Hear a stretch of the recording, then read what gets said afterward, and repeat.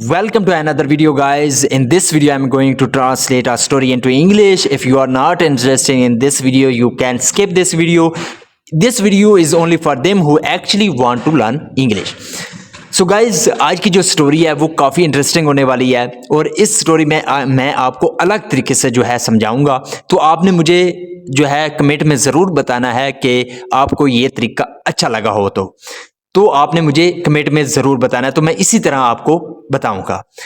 तो आज की जो स्टोरी है इसको आपने आखिर तक ज़रूर देखना है इसमें, क्योंकि मैं आपको एक वर्ड बाय वर्ड जो मीनिंग है उसके बारे में बताने जा रहा हूं और आपको सेंटेंसेस के बारे में बताऊंगा, तो इसको आखिर तक ज़रूर देखेगा।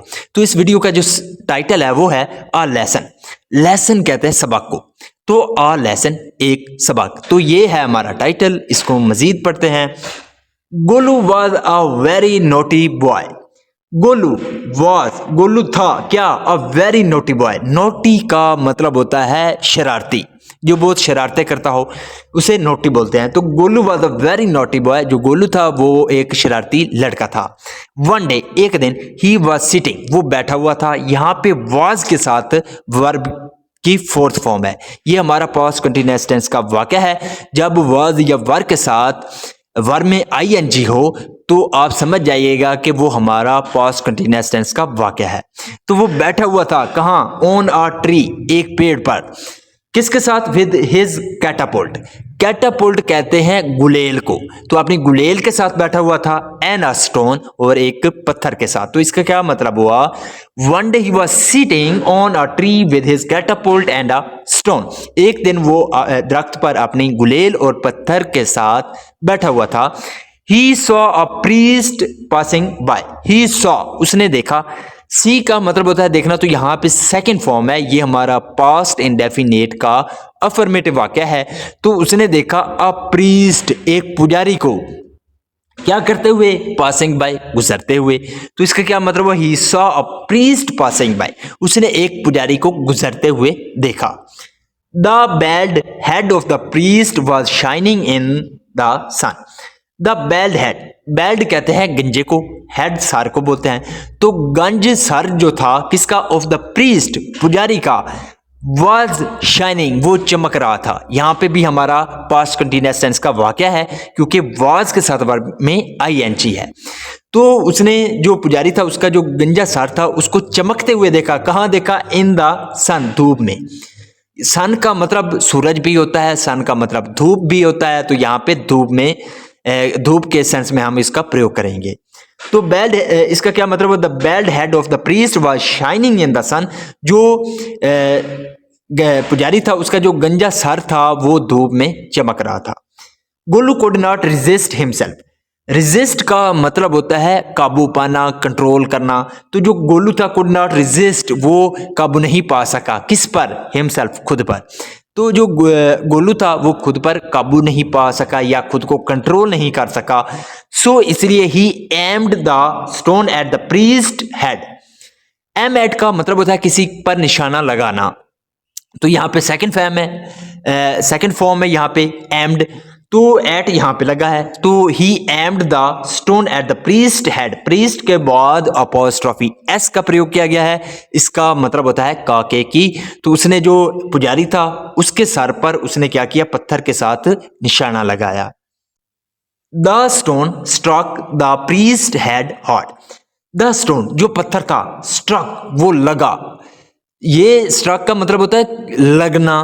तो वो लगा किसको? द प्रीस्ट हेड, जो प्रीस्ट था यानी कि पुजारी था, उसके सर पर लगा। हार्ड यानी कि बहुत ही हार्ड लगा, सख्ती से लगा। His head started bleeding. His head, उसके सर से, स्टार्टेड, शुरू हो गया क्या? ब्लीडिंग, खून का बहना। तो हिज हेड स्टार्टेड ब्लीडिंग, उसके सर से खून आना शुरू हो गया। The priest cried out in pain and saw Golu with his catapult. The priest cried out. Cried out का मतलब होता है यानी कि चीखना। तो वो चीखा, इन पेन यानी कि दर्द में वो चीखा। एंड सॉ, और देखा, किसको? गोलू को। गोलू को देखा किसके साथ? विद हिज कैटापोल्ट, उसकी गुलेल के साथ। तो जो पुजारी था जब उसको यानी कि लगा वो पत्थर लगा तो उसके सर से खून आना शुरू हो गया। And the priest cried out in pain, और जो पुजारी था वो दर्द में चिल्ला उठा। And saw Golu with his catapult, और जो गोलू था उसको उसकी गुलेल के साथ देख लिया।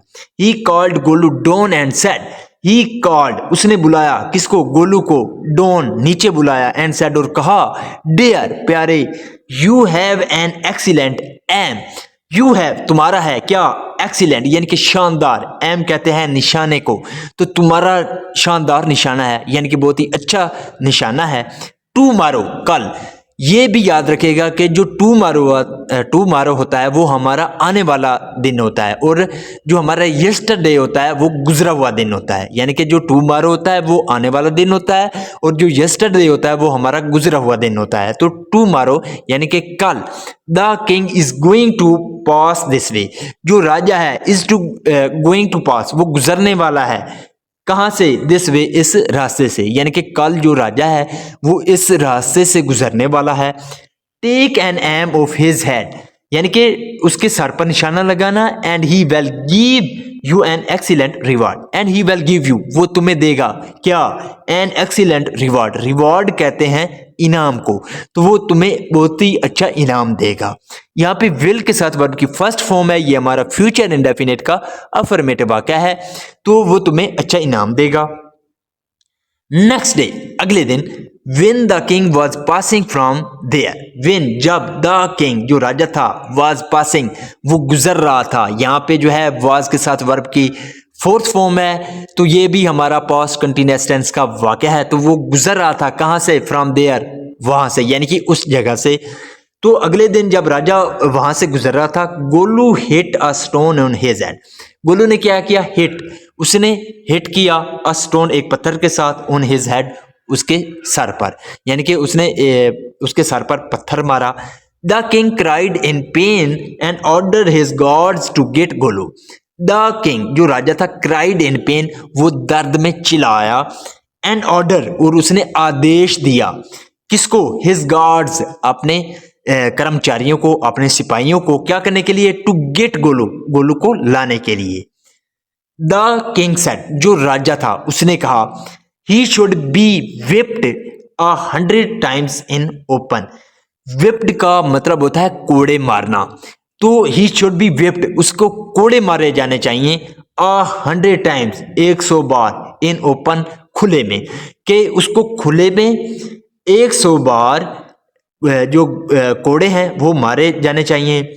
Golu cried for forgiveness, forgiveness का मतलब होता है माफी, तो जो गोलू था क्राइड वो चिल्लाया किसके लिए, फॉर फॉरगिवनेस, यानी कि वो माफी के लिए चिल्लाया कि उसको माफी दी जाए, यानी कि ऐसा वो चिल्लाया। बट लेकिन द किंग जो राजा था डिड नॉट फॉरगिव हिम, उसने उसको माफ नहीं किया। फॉरगिव का मतलब होता है माफ करना, तो यहाँ पे डिड नॉट के साथ वर्ब की फर्स्ट फॉर्म है, ये हमारा पास्ट इंडेफिनिट का नेगेटिव वाक्य है। तो जो लेकिन जो राजा था उसने माफ नहीं किया हिम उसको, यानी कि गोलू को। And he was taught a good lesson, और उसको क्या किया, सिखाया, अ गुड लेसन एक अच्छा सबक सिखाया। So this is the video guys.